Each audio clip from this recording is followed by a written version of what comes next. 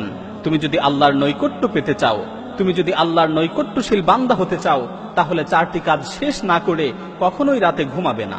প্রথম কাজ, আল্লাহ ইয়ানামা ওয়ালাহু ওয়াজহুল আরদি খাসামুন, কারো সাথে ঝগড়া বিবাদ চলছে, এই ঝগড়া বিবাদের মীমাংসা না করে রাতে ঘুমাবে না।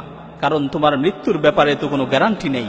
এই ঝগড়া বিবাদের মীমাংসা না করা অবস্থায় যদি রাতে তোমার মৃত্যু হয়, আর বিবাদী ব্যক্তি যদি কিয়ামতের দিন তোমার বিরুদ্ধে আল্লাহর কাছে বিচার দায়ের করে, সেই সময় তুমি কি করবে?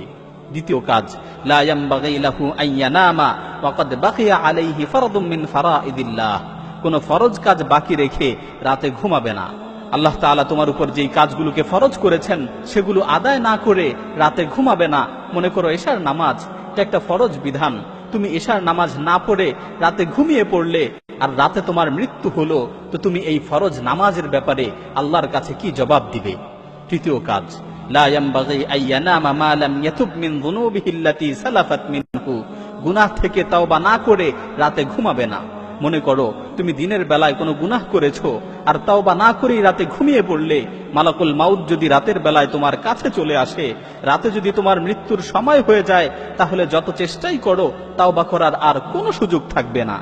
চতুর্থ কাজ, লা ইয়ামবাগি আন ইয়ানামা হাত্তা ইয়াকতুবা ওয়াসিয়াতান সাহিহা, ঘুমানোর পূর্বে উত্তম একটি ওসিয়ত না লিখে ঘুমাবে না।